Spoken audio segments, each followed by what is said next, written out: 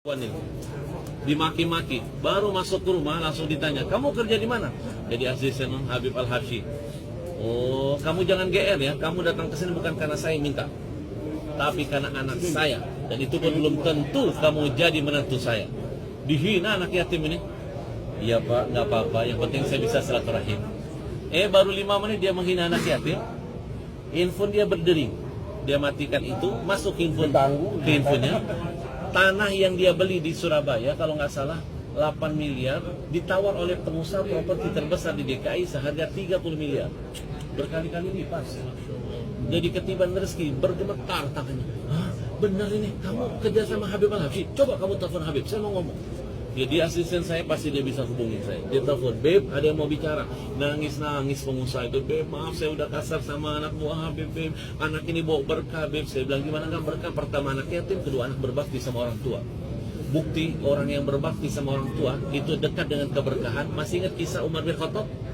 Nabi nyuruh Umar. Umar itu statusnya sahabat loh. Disuruh Nabi minta doa kepada orang yang di bawah levelnya Umar, namanya tabi'in. Umar, kalau kamu nanti ketemu lelaki yang namanya Uwais Al-Qarni, kamu minta doanya. Karena doanya tidak pernah ditolak oleh Allah. Nah, yang nyuruh Nabi, kenapa Nabi nggak nyuruh Umar minta doa kepada aku? Kenapa disuruh Umar nyari anak yang berbakti sama orang tua? Umar itu sahabat.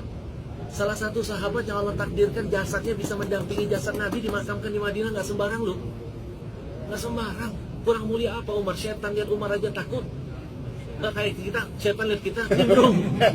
Bayangin, disuruh minta sama orang yang namanya Uwais Al-Qarni, padahal tabi'in, bukan sahabat. Dia nggak pernah lihat Nabi kok, statusnya tabi'in. Kenapa? Karena dia berbakti sama orang tua, derajat yang mengalahkan semuanya. Bayangin, saya bilang yang kamu hina itu anak yang berbakti sama orang tua. Kamu tahu setiap bulan dia bagi gaji untuk orang tua, menangis tuh orang itu minta maaf sama saya. Ustaz, kalau begitu segera kita nikahkan. Kalau baru masuk saya udah kediban berkah, apalagi kita nikahkan.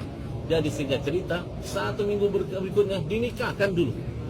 Saya datang ke sana, kaget dijemput pakai mobil Alphard masih plastikan. Saya bilang, Farhan, dari mana mobilnya? Dari hadiah mertua. Hebat kamu, saya aja belum punya. Sampai ke sana saya dikasih lihat sama mertuanya, rumah harga 8 miliar. Ini rumah buat Farhan. Hebat kamu ya, saya aja rumah saya belum kelar.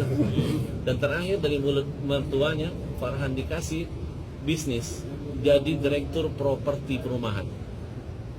Dari tukang ojek meningkat derajatnya menjadi properti direktur. Kenapa? Karena dia selalu menciptakan senyum di hati ibunya. Ayahnya meninggal, gajinya semua dia kasih ibu. Jadi antum kalau pelit sama orang tua rugi. Nggak perlu antum cari keramat yang lain. Cukup keramat hidup orang tua, berkah. Terima kasih Ustaz.